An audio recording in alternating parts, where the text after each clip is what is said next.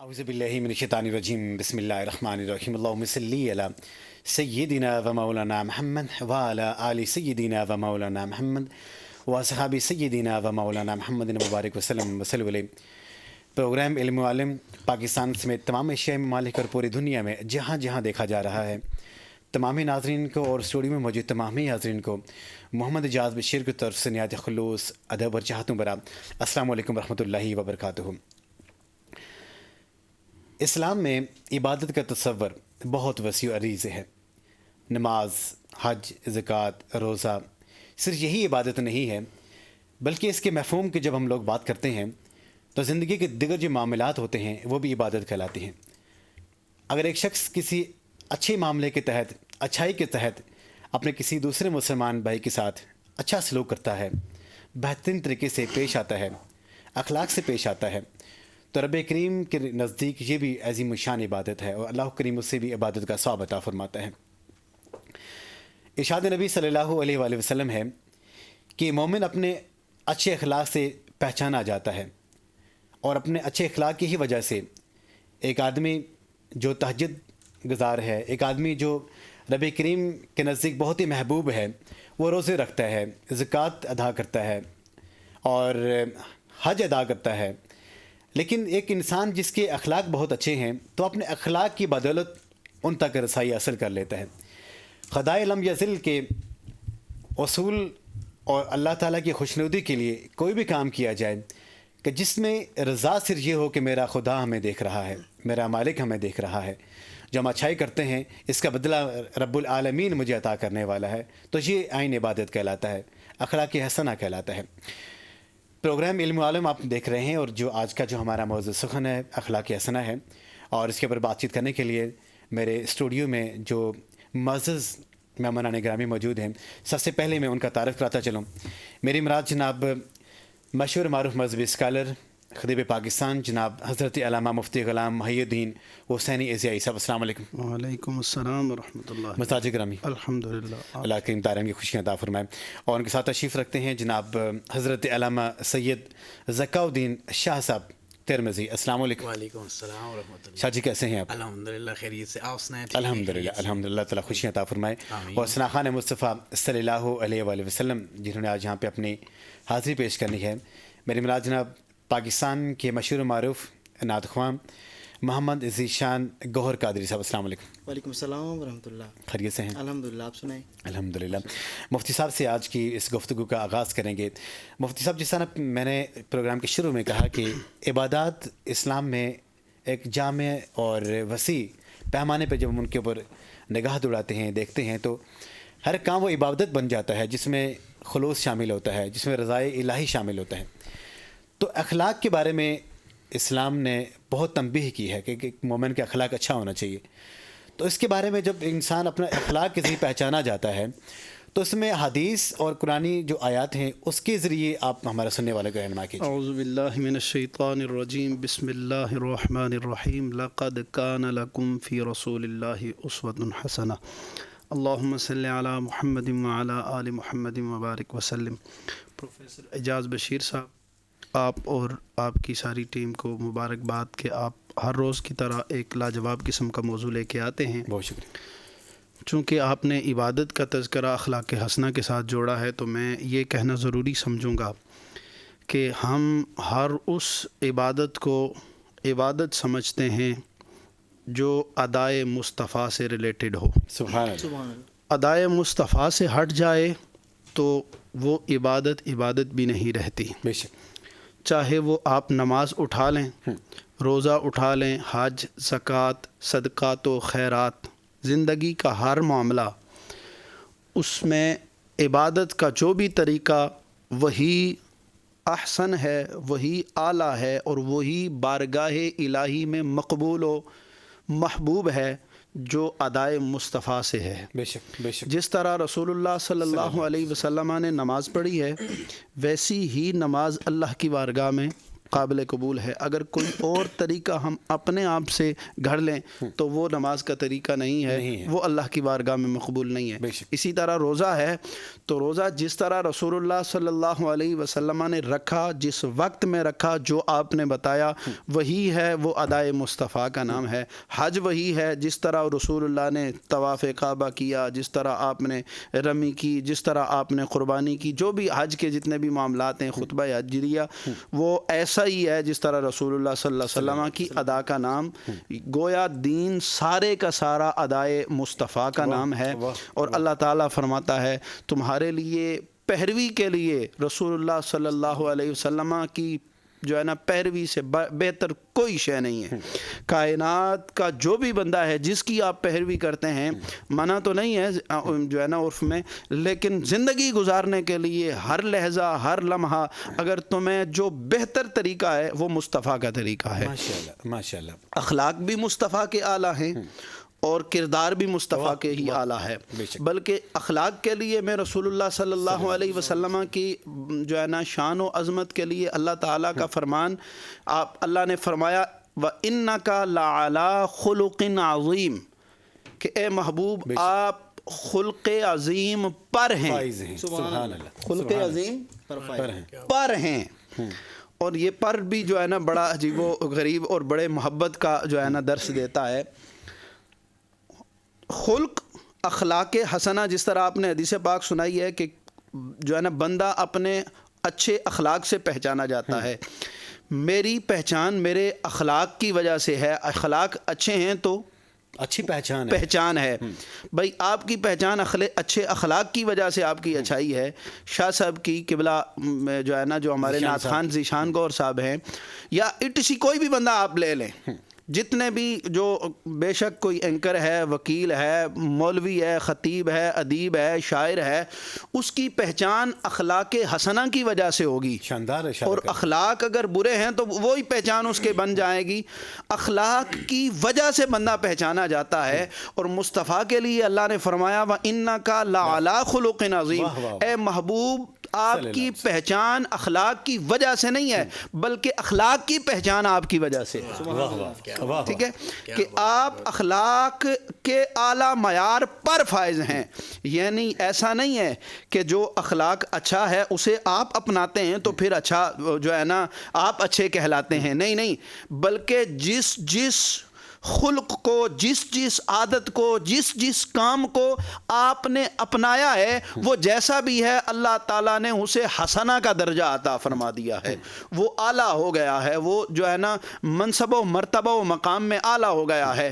جو رسول اللہ صلی اللہ علیہ وسلم کی گزاری ہوئی زندگی پر عمل کرے گا گویا اس نے رسول اللہ صلی اللہ علیہ وسلم کے اخلاق حسنہ کو اپنا لیا ہے. اور ماشاءاللہ اس کے لیے معیار بتایا نا کہ یہ نہیں ہے کہ صرف جو ہے نا کسی غریب کے گھر میں جو ہے نا وہ اخلاق سیکھے تو بس رسول اللہ سے سیکھ لے. نہیں, بلکہ جس درجے کا بندہ ہے وہ سیرت محمدی اٹھائے گا, اسے اپنی زندگی کے مطابق اسے درس مل جائے گا. اگر کوئی غریب ہے بلکہ اپنی جو ہے نا میں کہتا ہوں اپنی مفلسی اور غریبی سے تنگ ہے تو وہ رسول اللہ صلی اللہ علیہ وسلم کے گھر کی وہ جو ایام پڑھ لے جو کئی دن آپ کے گھر میں چولہا ہی نہیں جلتا تھا. رسول اللہ صلی اللہ علیہ وسلم کی بارگاہ میں ایک صحابی آئے, غزوہ خندق کا موقع ہے, خندق کھودتے ہوئے, تو ایسے وہ ایام تھے کہ بھوک و افلاس کے باوجود بھی انہیں خندق اپنے دفاع کے لیے مدینہ کے گرد کھودنی تھی. تو کھود رہے تھے تو ایک صحابی رسول اللہ صلی اللہ علیہ وسلم کی بارگاہ میں آئے اور اپنے چادر جو ہے نا پیٹ سے ہٹائی تو دیکھا پتھر باندھا ہوا ہے. اچھا, پتھر باندھنے کا مطلب بھی لوگ سمجھتے ہیں کہ پتہ نہیں پتھر کس لیے باندھا جاتا ہے. ویسے ہی جو ہے نا اس سے ساتھ وہ ایسا ہے کہ بھوک اور افلاس کی وجہ سے بندے کی کمر جھک جاتی ہے, تو کمر کو سیدھا کرنے کے لیے جب پیٹ میں جو ہے نا پتھر باندھے تو کمر سیدھی رہتی ہے. تو اس کے لیے وہ جو ہے نا اپنی بھوک کو چھپانے کے لیے انہوں نے اپنے پیٹ پہ پتھر باندھا. رسول اللہ صلی اللہ علیہ وسلم کی بارگاہ میں آئے اور اپنا پتھر دکھایا اور گویا اظہار کیا کہ یا رسول اللہ بھوک اور افلاس کا یہ عالم ہے کہ ہماری کمر سیدھی نہیں ہو رہی, ہم کمر سیدھی کرنے کے لیے پتھر باندھے ہوئے ہیں. تو اللہ کے نبی نے اپنے شکم سے جب چادر ہٹائی تو دیکھا 2 پتھر باندھے ہوئے تھے. سبحان اللہ. تو رسول اللہ صلی اللہ علیہ وسلم کے زندگی کا ایک ایک لمحہ ایسا گزرا ہے کہ جو ہے نا وہ آپ جو غریب ہے نا وہ اپنی غربت میں ناز کرنے والا ہے. رسول اللہ صلی اللہ علیہ وسلم نے امیری پہ ناز نہیں کیا ہے, غریبی پر ناز کیا ہے. اور آقا علیہ الصلوۃ والسلام کی حضرت ابو ہریرہ رضی اللہ تعالیٰ عنہ کی روایت, جلدی سے چونکہ وقت نہیں ہے, آپ فرماتے ہیں میں مسجد نبوی کے دروازے پہ کھڑا تھا اور بھوک اور افلاس جو ہے چونکہ تنگ کیا, بھوک نے تنگ کیا. آپ وہ طالب علم تھے جو مدینہ کی پہلی یونیورسٹی جو ہے نا صفا وہ چبوترا تھا وہاں کے, تو طلباء وہ ایسے ہوتے تھے جہاں مدینہ کے لوگ جو ہے نا انہیں کھانا پینا دے کے چلے جاتے تھے تو وہ کھا لیتے تھے.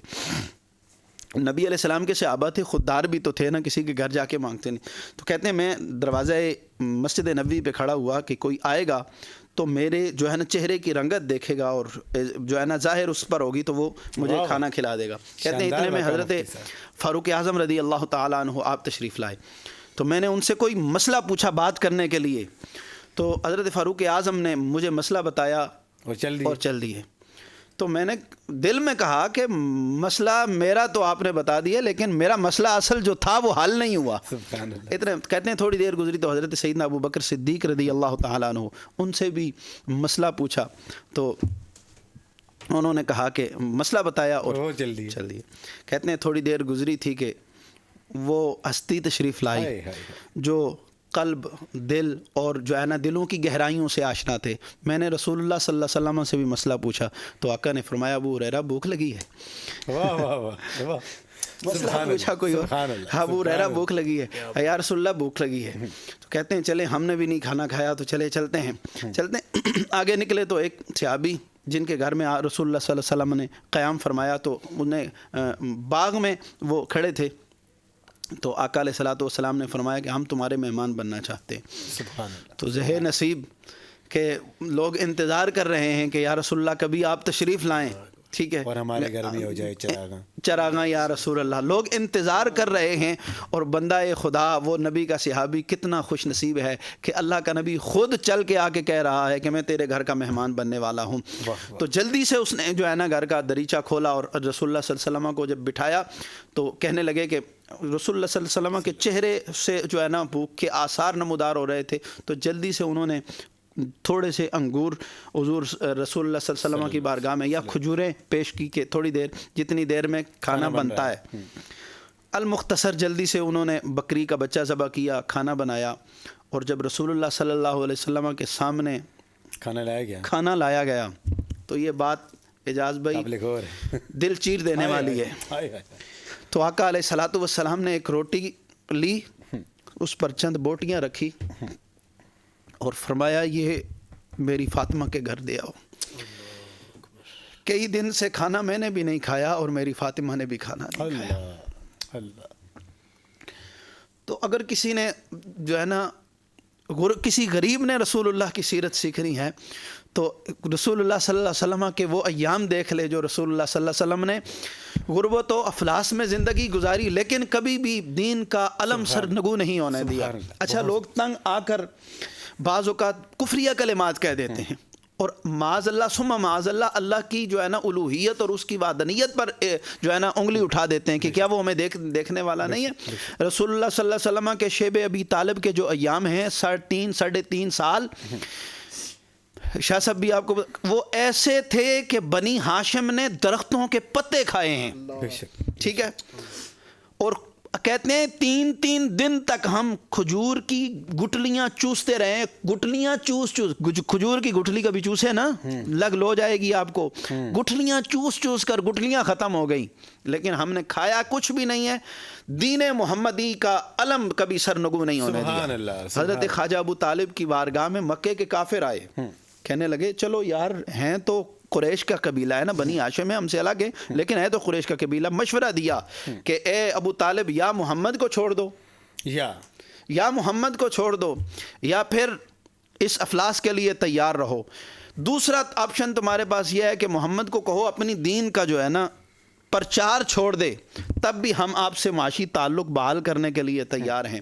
تو حضرت خواجہ ابو طالب آپ نے آقا علیہ الصلوۃ والسلام کو بلایا اور فرمایا کہ میرے بھتیجے میرے بیٹے یہ مکے کے کافر مجھے یہ کہہ رہے ہیں میں تجھے چھوڑ تو نہیں سکتا میں تجھے چھوڑ نہیں سکتا۔ اب تو بتا کہ تو نے کیا کرنا ہے کہ یہ دین کو چھوڑنا ہے اور یہ جو کرتے ہیں ان کو کرتے رہنے دینا ہے۔ تو رسول اللہ صلی اللہ علیہ وسلم نے ارشاد فرمایا کہ اگر میرے ایک کندھے پر چاند اور ایک کندھے پہ سورج بھی رکھ دیں تو میں علم دین جو ہے نا، علم اسلام، اللہ کا کے دین کا علم سرنگو نہیں ہونے دوں گا، یہ کام کرتا ہی رہوں گا۔ سبحان اللہ۔ اچھا 3 سال بھوک کاٹنے کے بعد بندہ 2 دن بھوک کاٹے نا تو ماں باپ کو چھوڑ کے چلا جاتا ہے، بے شک۔ ٹھیک ہے، رشتہ داروں کو چھوڑ کے چلا جاتا ہے، اولاد چھوڑ کے لوگ جو ہے نا، آپ شوہر کو چھوڑ کے چلے جاتے ہیں، آئے روز آپ بہن بھائی کو اخبار چھوڑ کے پڑھتے چلا ہیں، جاتا ہے۔ 2 دن کی جو ہے نا 3 دن کی افلاس کے بعد بچے بھی قتل اور خودکشی کر کے نکل جاتے ہیں۔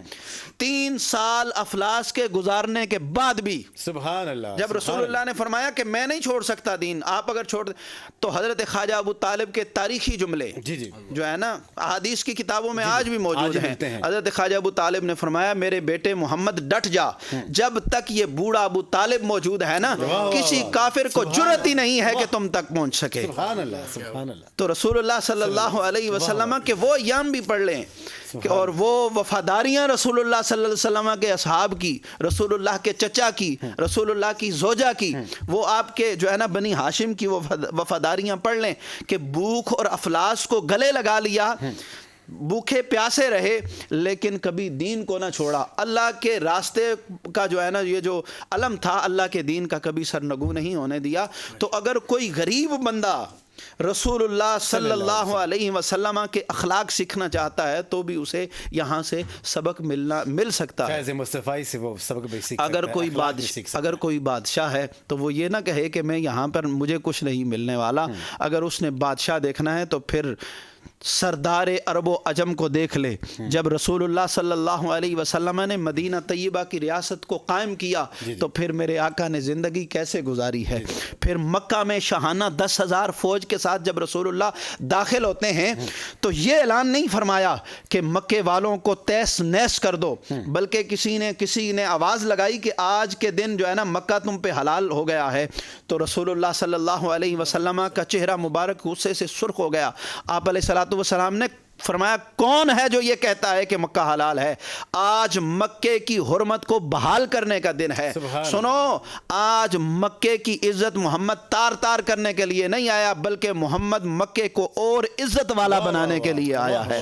رسول اللہ صلی اللہ علیہ وسلم نے فرمایا لوگوں سنو، آج محمد نے ہر اس بندے کو امن دے دیا ہے جس نے کعبۃ اللہ اور حرم پاک میں امن لے لیا ہے، وہ چاہے محمد کا دشمن ہے یا کسی طریقے سے تعلق دار ہے، وہ اسے محمد نے امان دے دیا۔ حتیٰ کہ رسول اللہ کا ہر راستہ روکنے والا ابو سفیان، وہ بندہ جس نے ساری زندگی رسول اللہ صلی اللہ علیہ وسلم کی مخالفت کی، لیکن اس فتح مکہ کے بعد آپ مسلمان ہو گئے ہیں، لیکن رسول اللہ صلی اللہ علیہ وسلم نے فرمایا لوگوں جو سردار مکہ ابو سفیان کے گھر میں پناہ لے لے گا محمد اسے بھی پناہ دے دے گا۔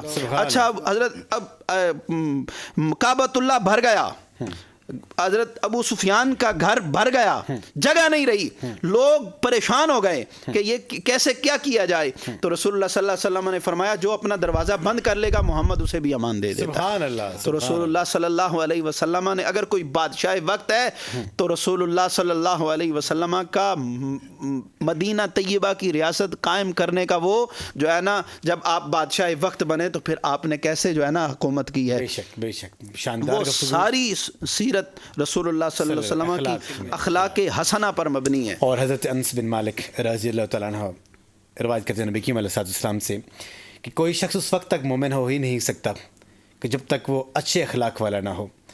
اس سے ہمیں پتہ چلتا ہے کہ جب ہمارے اخلاق اچھے ہوں گے ہماری عبادات بھی قبول ہو جائیں گی، اور ایک اچھے اخلاق والے کی عبادات تبھی قبول ہوتی ہے کہ جب وہ اللہ تبارک و تعالیٰ کی خوشنودی کے لیے کوئی اچھا کام کرتا ہے۔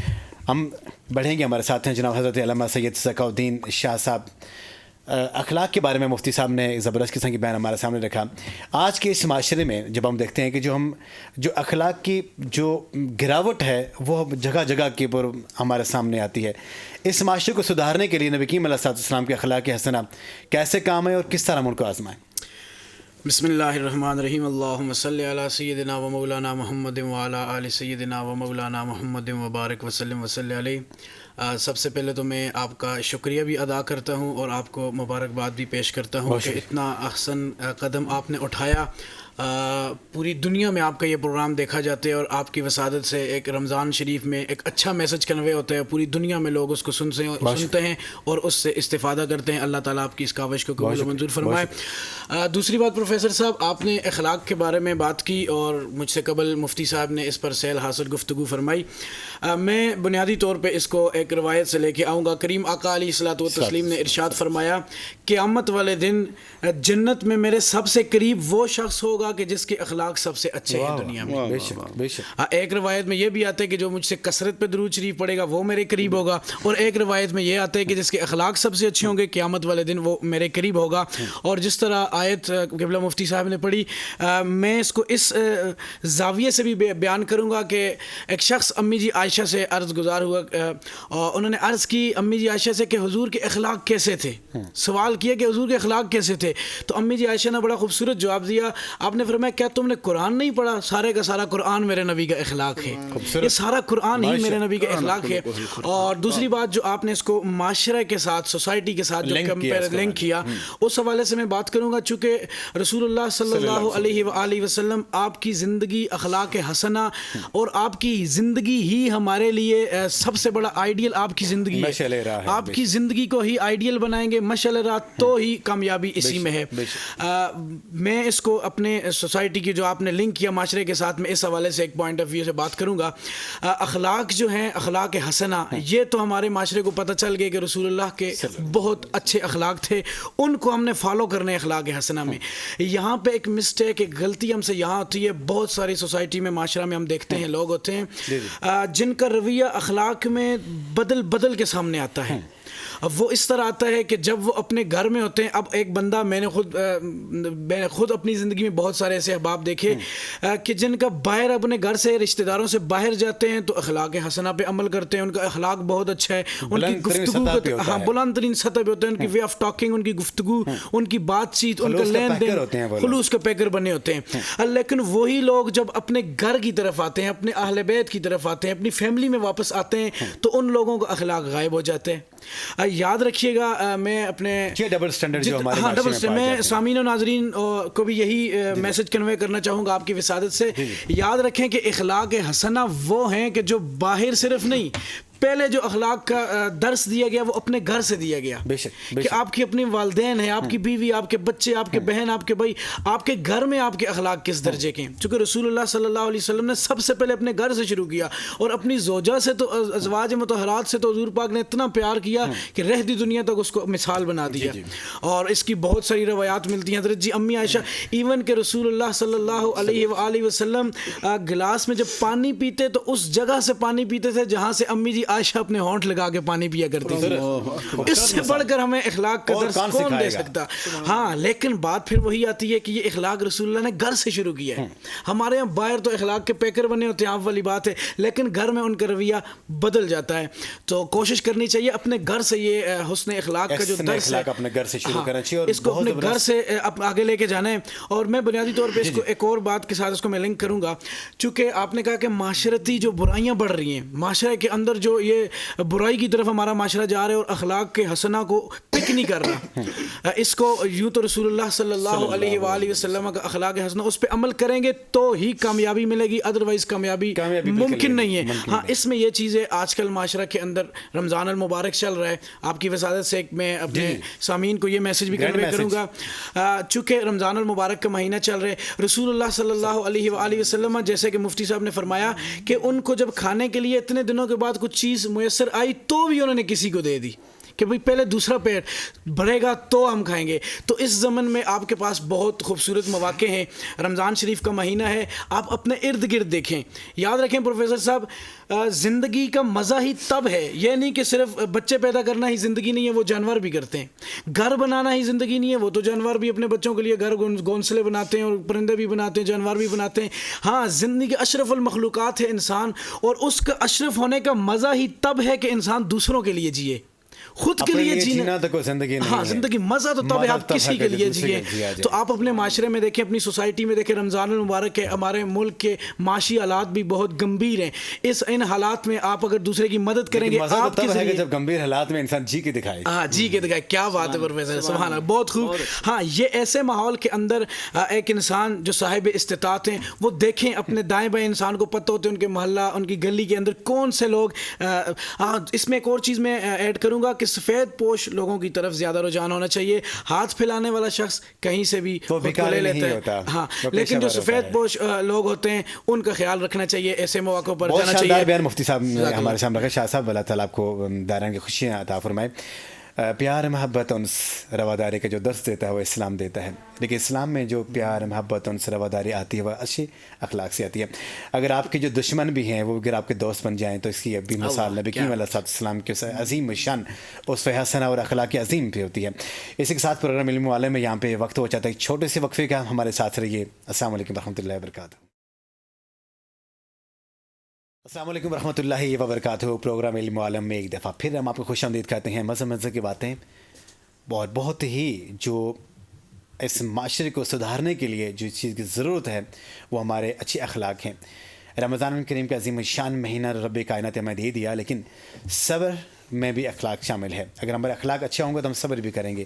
یہ نہیں ہو سکتا کہ جب افطاری کا ٹائم ہوتا ہے باہر سے ندا آتی ہے کہ رب کے نام پہ مجھے کچھ دے دو, تو وہ جو بچا ہوا کل کا وہ ہم اٹھا کے وہاں پہ دے دیں.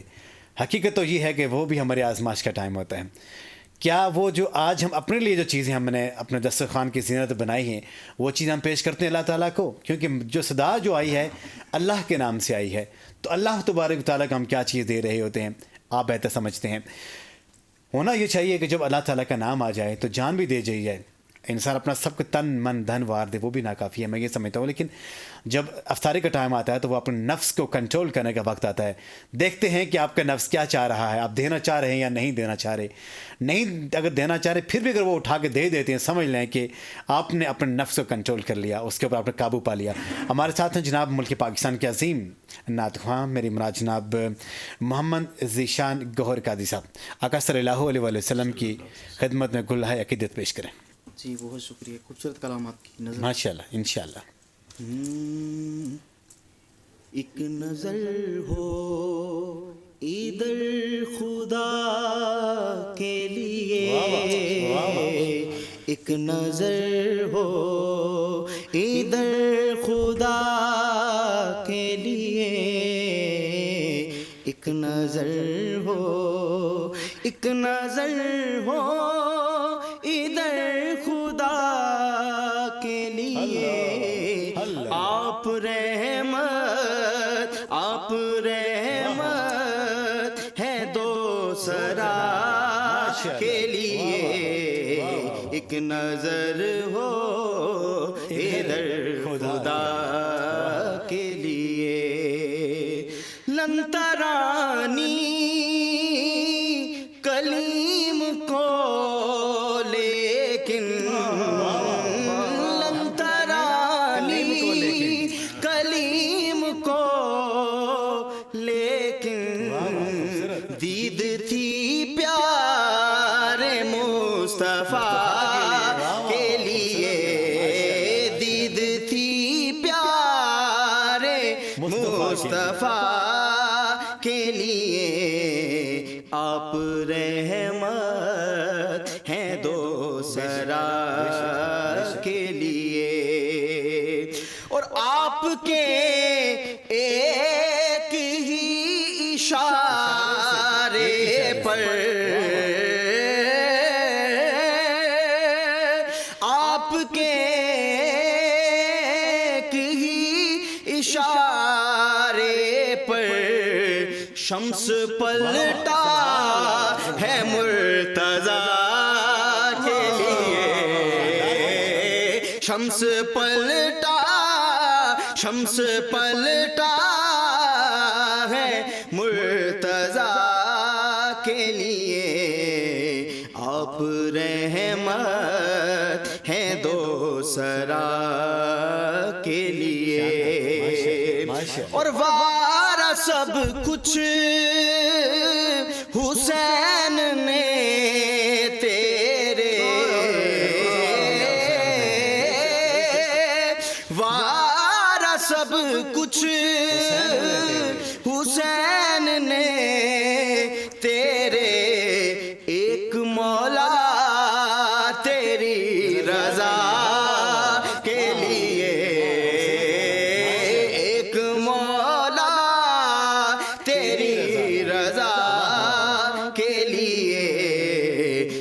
آپ رحمت ہیں دو سرا کے لیے.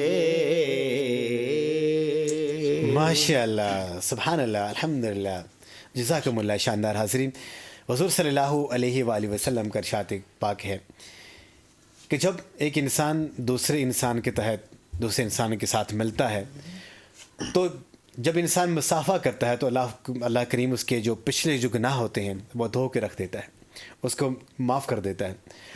جب انسان خلوص کے ساتھ اپنے مومن بھائی سے بات کرتا ہے، السلام علیکم ورحمۃ اللہ وبرکاتہ، یہ عظیم شان کلمات ادا کرتا ہے، اس سے مراد یہ ہوتی ہے کہ ہم کسی دوسرے کے ساتھ اچھے اخلاق سے پیش آ رہے ہیں. مفتی صاحب، ہمارے معاشرے میں جب سلام کوئی کرے تو یہ سمجھا جاتا ہے کہ وہ مجھے پہلے سلام کرے، اس سے شاید اگلے کی وہ شان میں کوئی اس کے مطابق کمی آ رہی ہوتی ہے. لیکن آقا صلی اللہ علیہ وآلہ وسلم کے نزدیک تو سلام میں پہل کرنی چاہیے. کیا کہیں گے اس بیماری کے بارے میں؟ بڑا جو ہے نا ایک بیماری کے نبض کے اوپر ہاتھ رکھ دیا آپ نے. یہ معاشرہ ایسا ہے کہ ہم یہ چاہتے ہیں کہ ہمیں ہی کوئی سلام کرے، ہم کسی کو سلام نہ کریں، جبکہ یہ خلاف سنت ہے.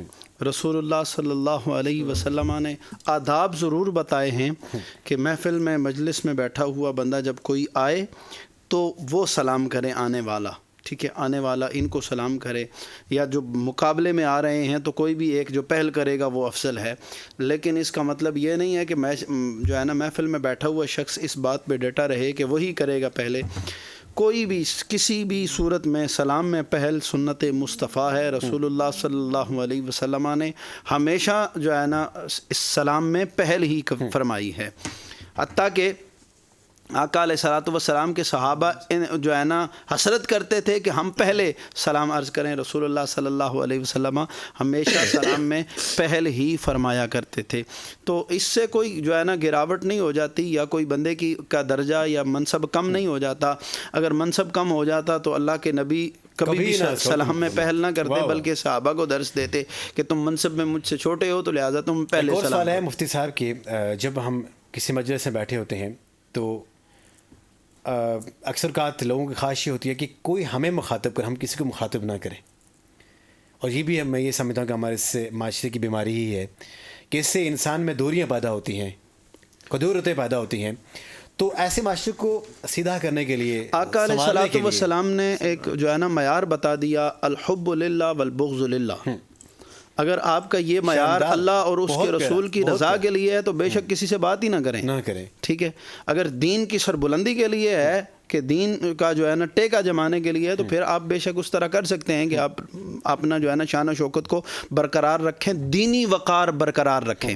لیکن ادروائز آپ اخلاق حسنہ اگر فروغ دینے کے لیے آپ کا یہ ہے کہ میں اخلاق حسنہ کو بانٹ رہا ہوں تو پھر آپ کا کردار یہ ہونا چاہیے کہ آپ سلام میں بھی پہل کریں، بات میں بھی پہل کریں، جو ہے نا تحفہ دینے میں بھی. نبی علیہ السلام نے فرمایا تحفہ دینے سے محبت بڑھتی ہے، تو تحفہ دینے میں آپ پہل کریں. اور یہ ہے کہ بعض اوقات ایسا ہوتا ہے جب کوئی بندہ احسان کرتا ہے آپ پر، آپ کے ساتھ نیکی کرتا ہے، آپ کے ساتھ گفتگو کرتا ہے، تو اس کے ساتھ تو بندہ ہر ایک بندہ نیکی کر سکتا ہے. ٹھیک ہے، کردار تو یہ ہے کہ کوئی آپ کے ساتھ حسن سلوک سے پیش نہ آئے تو آپ اس سے سلوک سے بات کریں. ٹھیک ہے. اللہ تبارک و تعالیٰ کے حبیب صلی اللہ علیہ وسلم سے پوچھا گیا کہ مومنوں کو جو تحفے میں دی جانے والی یہاں پہ بے شمار اللہ تبارک تعالیٰ کی نعمتیں ہیں، لیکن سب سے عظیم نعمت کون سی؟ انہوں نے کہا کہ اچھے اخلاق ہیں. جو دین جو پھیلا ہے یہ اچھے اخلاق سے پھیلا ہے. مفتی صاحب، نبی علیہ السلام کے لیے اللہ تعالیٰ نے فرمایا کہ اے حبیب آپ اگر تند خو ہوتے تو یہ لوگ آپ کے قریب نہ آتے.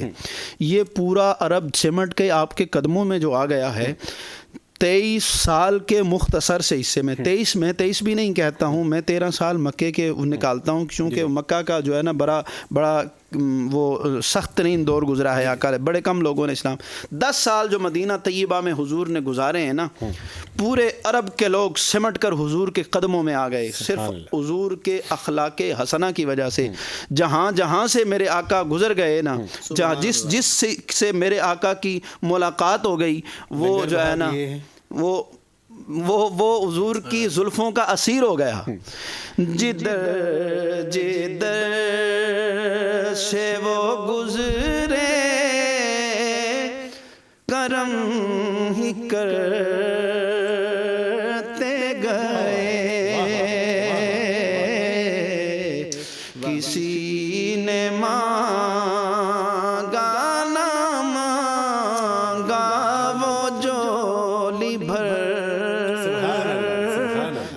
گئے جدھر جدھر بھی گئے وہ کرم ہی کرتے گئے. اپنے نہیں بلکہ غیروں پر بھی حضور کی نوازشات ایسی ہیں کہ آقا علیہ الصلوۃ والسلام نے نوازشات کی انتہا کر دی. اور نوازنے کے لیے حضور علیہ الصلوۃ والسلام نے کبھی دین بھی نہیں پوچھا کہ تو نے میرا کلمہ پڑھا ہے یا نہیں پڑھا. ٹھیک ہے, آج ہم مسلکوں کے چکر میں پڑے ہوئے ہیں, یہ فلاں ہے وہ فلاں ہے.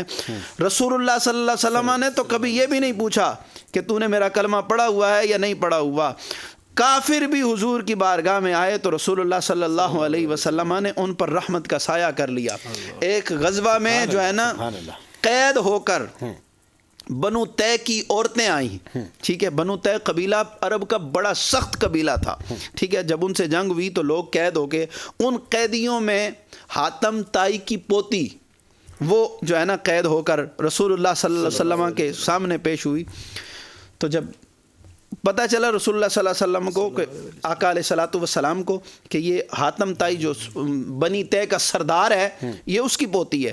تو جب کٹہرے میں لائی گئی تو آقا علیہ الصلوۃ والسلام نے اپنی چادر مبارک اتار کر اس کے سر پہ رکھی, اس کا سر ڈھانپ دیا. حضرت فاروق اعظم رضی اللہ تعالی عنہ نے آپ نے عرض کی یا رسول اللہ, چونکہ دین سیکھنا تھا اور لوگوں کو سکھانا تھا, رسول اللہ یہ کافر کی بیٹی ہے. تو آقا علیہ الصلوۃ والسلام نے فرمایا عمر بیٹی ہے, چاہے کافر کی ہو چاہے مسلمان کی ہو, محمد بیٹیوں کی چادریں اتارنے کے لیے نہیں بلکہ ان کے سر ڈھانپنے کے لیے. سبحان اللہ, شاندار شاندار. مفتی صاحب نے بہت زبردست جو ہمارے سامنے یہ نبی کریم علیہ السلام کی عظیم مثال سامنے رکھی کہ جب ہم خواتین کی عزت کریں گے اس معاشرے میں بہت سی ایسی برائیاں ہیں جو ختم ہو جائیں گی, لیکن جو انسان کے جو دل ہے, جو انسان کی جو سوچیں ہیں, عزت کے لیے یہ نہیں دیکھنا کہ میری ہماری خواتین ہیں, خواتین کی بات ہو رہی ہے, کسی کی بیٹی ہے, کسی کی بہو ہے, کسی کی ماں ہے, اس کی عزت کرنی. ہمارے ساتھ ہیں حضرت علامہ سید ذکاء الدین شاہ صاحب, طور سے تشریف لائے ہیں. شاہ جی, ہمارے سننے والوں کی رہنمائی فرمائیے کہ ایسی مشان ماہ مقدس رمضان, اس میں صبر کا درس, اس میں صلح کا درس, اچھے اخلاص کا درس ہوتا ہے. تو انسان کو اس معاشرے میں جب آج ہم دیکھتے ہیں کہ نفسا نفسی کا عالم ہے, تو ایسی جو ستم ظریفی کے اس دور میں امت محمدیہ کو یکجا ہونے کے لیے کیا کرنا چاہیے؟ بسم اللہ الرحمن الرحیم. پروفیسر صاحب بہت اچھی جانب آپ نے اشارہ کیا اور بہت اچھا سوال آپ نے کیا ہے. جس طرف آپ نے اشارہ کیا یقیناً ہمارے معاشرہ کو اور ہمارے سوسائٹی کو اس کی شدت سے ضرورت ہے. اس کی ایک تو صبر کی تلقین, اور دوسرا کہ یہ جو ہماری ملک کے اندر افراتفری کا ماحول بنا ہوا ہے, تفرقہ بازی کا ماحول بنا ہوا ہے, اس کو یکجا کیسے کرنا ہے. سب سے پہلے تو صبر کے حوالے سے ماہ رمضان المبارک تو ہے ہی صبر کے لیے امتحان ہے. یہ تو صبر کا ہی میسج دیتا ہے. اللہ تعالیٰ اپنے بندوں پہ, اب ہم یہ تو سوچ بھی نہیں سکتے کہ اللہ تعالیٰ اپنے بندوں کو بھوکا کیوں رکھنا چاہتے ہیں. بات یہ ذہن میں آتی ہے, ہو سکتے ہے بہت سارے غیر مسلم اسکالرز نے یہ کویسچن کیا کہ آپ ماہ رمضان میں رزق آپ بند کیے ہوتے, فجر سے صبح سے لے کے آپ افطار تک کچھ کھاتے پیتے نہیں ہیں. سب سے بڑی بات یہ ہے کہ یہاں صبر ہے. سب سے بڑی بات یہ ہے کہ صبر کو بہت خوبصورت درس ہے اس میں کہ پورا سال ہم کھاتے ہیں, لیکن ماہ رمضان میں سال میں ایک مہینہ ایسے آتا ہے کہ اللہ تعالیٰ کا حکم ہوتا ہے کہ آپ نے فلاں وقت سے لے کر فلاں وقت تک کھانا پینا نہیں ہے. اب اس میں ایک تو یہ ہے کہ ہمارے صبر کا امتحان ہے, اور یہاں ایک بڑا لطیف نقطہ ہے, بڑا محبت والا نقطہ میں آپ کے گوش گزار کروں گا. بندے کے رب کے ساتھ محبت کی معراج ہوتی ہے. اب ایک بندہ ہے, گرمی کا موسم ہے, شدت گرمی ہے, سینہ اس کا پیاس سے جل رہا ہے, اس کا اندر جل رہا ہے, تڑپ رہا ہے, اس کا جی چاہتا ہے کہ کچھ ٹھنڈا پانی ہو, میں اس کو اندر لے جاؤں اور اپنے سینے کو ٹھنڈا کروں, اپنے جگر کو ٹھنڈا کروں, دل کی پیاس بجھاؤں, دل کی پیاس بجھاؤں. اب اس اثنا میں اسی دوران اب اس کا دل اندر جگر اس کا جل رہا ہے کہ اس کو ٹھنڈا پانی ملے, لیکن اور رب سے محبت کا کمال اور معراج یہ ہے کہ وہ وضو کے لیے پانی منہ میں ڈال کے اندر نہیں لے کے جاتا, واپس لے کے چلا جاتا, وہ دیکھتا ہے, واپس پھینکتا ہے. یہ رب کے ساتھ محبت کی ادا ہے, یہ صبر کی انتہا ہے, محبت کی ادا ہے. اور دوسری بات آپ نے کہا کہ جو تفرقہ پڑا ہوا ہے, جو افراتفری کا ماحول ہے, اس کے لیے جسے قبلہ مفتی صاحب نے پہلے کہا تھا, رسول اللہ صلی اللہ علیہ وآلہ وسلم آپ کی ہی زندگی ہمارے لیے اس مشعل راہ ہے, اس پہ چلیں گے تو کامیابی ہے. اب اس میں ایک بات واقع میرے ذہن میں آ رہا ہے, رسول اللہ صلی اللہ علیہ وآلہ وسلم وسلم آپ کی بارگاہ میں ایک بچہ یہودی بچہ تھا، وہ آپ کی بارگاہ میں آیا اور انسیت ہو گئی رسول اللہ کے ساتھ، اس کو محبت سی ہو گئی آپ کے اخلاق، کردار، افعال، اقوال دیکھ کے، تو وہ بچہ رسول اللہ کے ساتھ رہنے لگ گیا اور یہاں تک کہ آپ کی خدمت بھی بجا لائی، آگے پیچھے ہونا اور سارے وہ خدمت میں بھی معمور ہو گیا۔ اب تھا وہ یہودی، اب وہ بیمار ہو گیا، بستر مرگ پہ چلا گیا۔ یہودی اس سے بڑا میسج اسلام میں کہاں سے لائیں گے؟ ہم تو مسلمانوں کو تفرقہ بازی سے منع کر رہے ہیں کہ یار یکجا ہو جاؤ، اللہ کی رسی کو مضبوطی سے تھامو، لیکن رسول اللہ نے اپنے افعال سے، اپنے کردار سے یہ درس دیا کہ رسول اللہ اس بیمار یہودی بچے کی تیمارداری کے لیے اس کے گھر چلے گئے۔ سر ہم تو فرقوں میں پڑے ہوئے ہیں، رسول اللہ یہودی بچے کے گھر، اور یہ اخلاق حسنہ کا بہت بڑا وہ ہے۔ جب وہ بچہ رسول اللہ گھر میں آئے تو وہ بچہ کبھی دل دہل گیا، بچے کا جو باپ تھا اس نے بھی سوچا نبیوں کا سردار، مسلمانوں کو نبی ہمارے گھر بچے کی تیمارداری کے لیے آئے۔ بچے نے افسردہ نگاہوں سے باپ کی طرف دیکھا، جب رسول اللہ نے پھر اس کو گھر میں آ کے کلمے کی دعوت دی تو بچے نے ڈر کے ساتھ ذرا باپ کی طرف دیکھا، تو باپ نے بھی کہا کہ یہ نبی کبھی جھوٹا نہیں ہو سکتا، جو مذہب ہی دوسرا ہے ہمارا اور ہمارے گھر تیری تیمارداری کے لیے آ گئے، یقیناً یہ مذہب جھوٹا نہیں ہو سکتا، تو کلمہ پڑھ کے مسلمان ہو جا۔ اس سے بڑا درس ہمیں کہیں نہیں ملتا۔ یہاں پہ بیان کیا ہمارے ساتھ تھے جناب سید ذکا الدین شاہ صاحب، زبردست انداز۔ محمد ذیشان گوہر قادری صاحب چند اشعار کا صلی اللہ علیہ وسلم کی بارگاہ اقدس میں۔ تیری راہ میں جان دیے جا رہا ہوں، تیری راہ میں جان دیے جا رہا ہوں، تیری راہ میں جان دیے جا رہا ہوں، یوں جینے کا ساما، یوں جینے کا ساما کیے جا رہا ہوں، یوں جینے کا ساما، یوں جینے کا ساما کیے جا رہا ہوں، تیری راہ میں جان دیے جا رہا ہوں، تیرا نام لینا تجھے دیکھ لینا،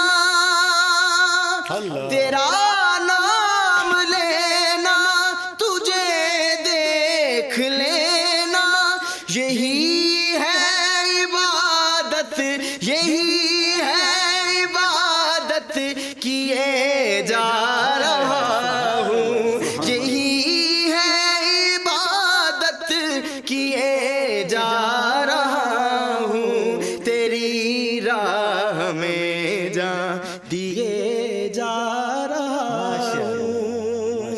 اخلاق کے حوالے سے بات چل رہی تھی تو شعر دیکھیے گا کہ نہیں جانتا کفر و ایمان کیا ہے، نہیں جانتا کفر و ایمان کیا ہے، جو تم کہہ رہے ہو، جو تم کہہ رہے ہو کیے جا رہا ہوں، جو تم کہہ رہے ہو، جو تم کہہ رہے ہو کیے جا رہا ہوں، تیری راہ میں جان دیے جا رہا ہوں، میں خود اس جہاں میں تماشائی بن کر، اس جہاں میں خود ہی، میں خود اس جہاں میں تماشائی بن کر، میں خود اس جہاں میں تماشائی بن کر، تماشا بھی خود ہی کیے جا رہا ہوں، تماشا بھی خود ہی کیے جا رہا ہوں، تیری راہ میں جان دیے جا شاندار حضرین، پروگرام علم عالم کا وقت ختم ہوا چاہتا ہے اور میں بہت ہی ملتمس ہوں جناب ہمارے ساتھ حضرت علامہ مفتی جناب غلام محی الدین ضیاء الحسینی صاحب، بہت بہت شکریہ آپ یہاں پہ تشریف لائیں، اور حضرت علامہ سید ذکا الدین شاہ صاحب بہت شکریہ آپ یہاں تشریف لائیں اور زبردست انداز سے اپنی حاضری پیش کی جناب محمد ذیشان گوہر قادری صاحب. بہت بہت شکریہ. محمد اجاز بشیر کو پروگرام علم و عالم سے اجازت. اپنا بہت سارا خیال رکھیے گا. السلام علیکم ورحمۃ اللہ وبرکاتہ.